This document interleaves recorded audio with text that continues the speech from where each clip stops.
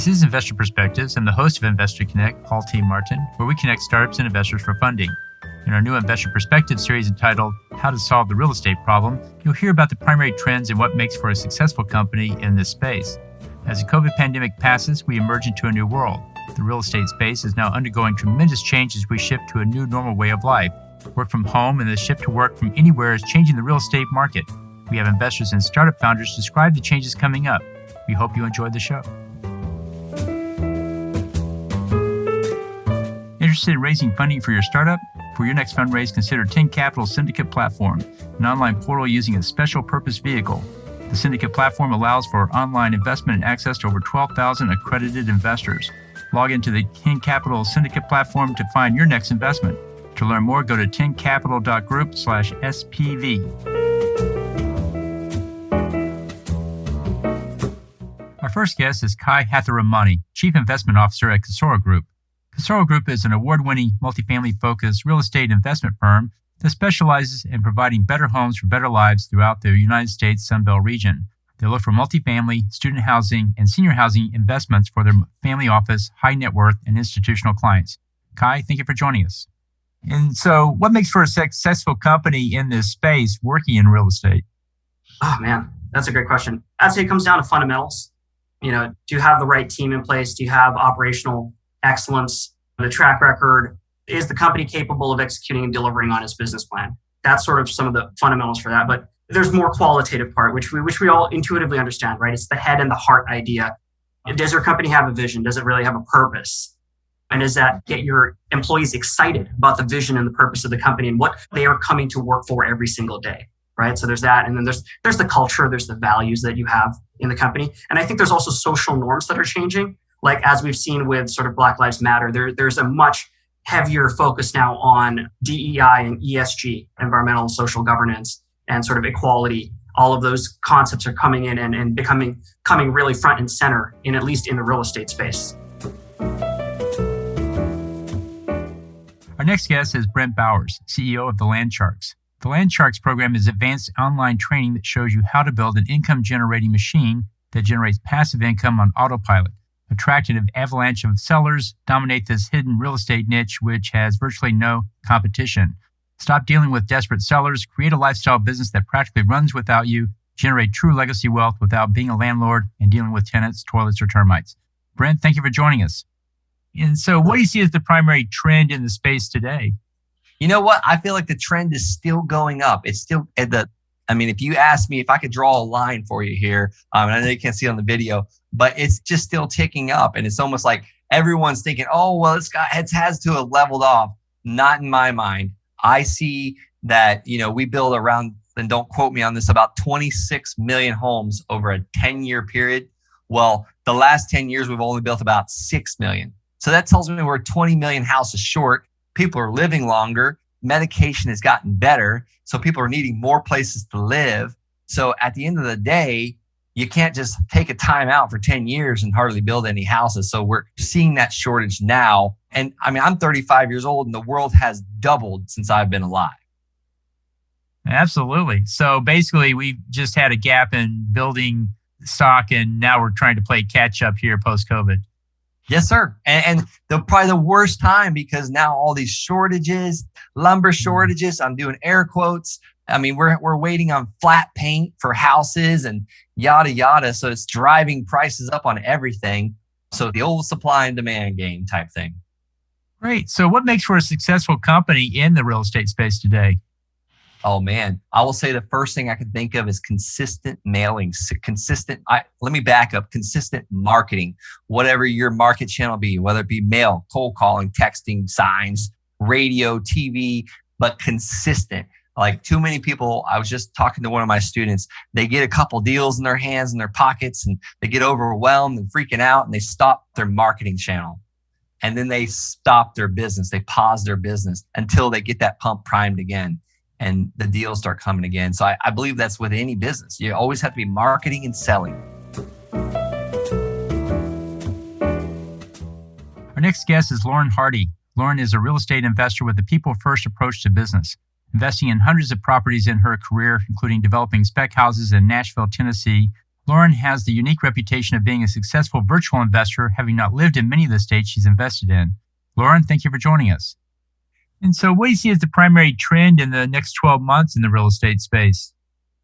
I will say that, more and more investors, at least in the single family space, are trending outside of the major metros, and they're looking at the smaller suburbs that are outside of the major, maybe, 20 miles outside or less to invest, because there's still some opportunity there.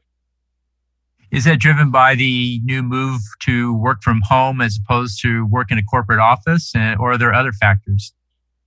I think it's mainly the lack of inventory.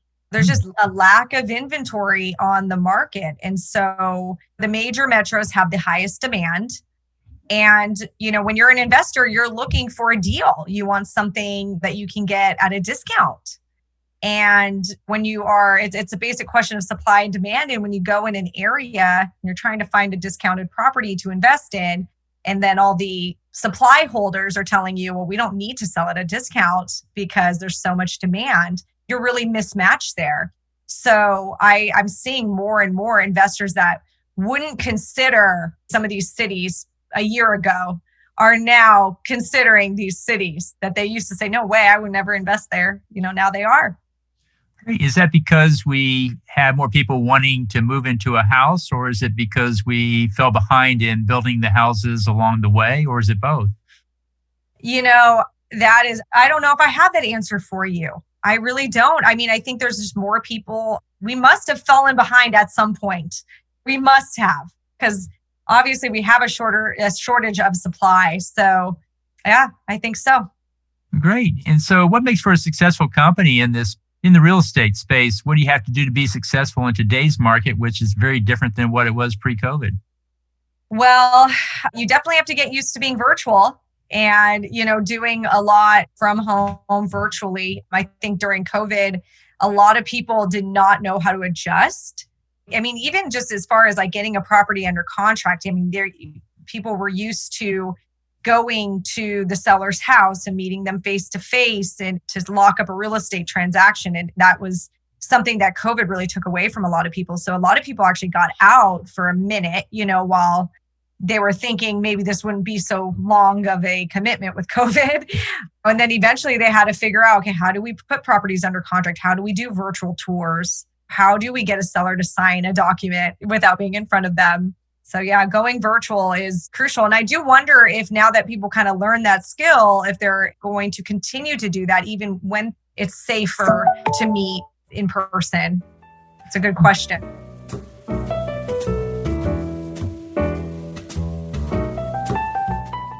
Our final guest is Wade McCauley, founder and CEO at Realty Hive. Realty Hive is a proven global real estate platform that pairs intelligent digital marketing with strategic time-limited events to connect buyers and sellers from around the world faster than ever before. After working with financial institutions and even the federal government, Realty Hive revamped a retail version of the product to bring solutions to consumers and agents. Wade, thank you for joining us. So what is the primary trend in the real estate space going forward? What are we going to see?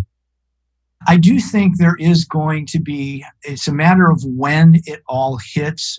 We do a lot of work with banks across the United States yet, also helping them move their inventory.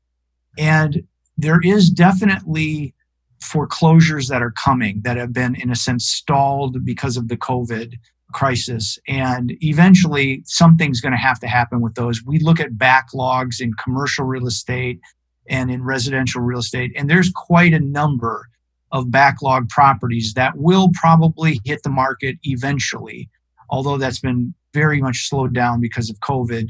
And hopefully they don't all have to go into foreclosure, but there will be a pretty big swath that is going to come through in both commercial and residential. I do think the market is going to easily be able to absorb all that because of the demand. So I don't think you're going to see a downward trend at all on pricing. I do think it's going to even off and not keep at that accelerated appreciation rate that we've seen over the last couple of years. We're starting to see that already. So I think, and in a sense, I almost hope that we're going to probably move into a little bit more normal market over the next 12 to 18 months. So what makes for a successful company in the real estate space today? There are certainly great real estate traditional companies that are growing through acquisitions and growing through growth through recruiting of agents. But the one thing that I think is going to happen in the industry as a whole is that it's going to get a little more segmented from the aspect of you as a seller. If you were to put your property on the market and go with an agent, it's kind of a package process, right? You list with that person and you kind of walk away and expect that they're going to handle every aspect of that transaction, meaning marketing and the local laws and the customs and selling it and negotiating. And where we come in and where we see our niche within this industry is that we are really, really good at marketing properties. And typically, agents are very good at the local and the negotiations and getting the word out locally. But if a property needs more than that, they have to turn to an outside source.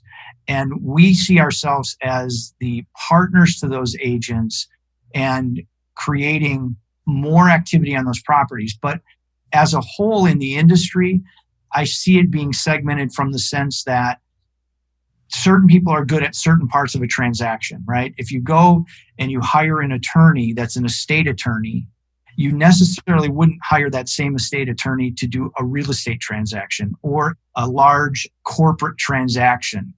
So we see ourselves fitting in really nicely. And I think the model has proven itself in this sense.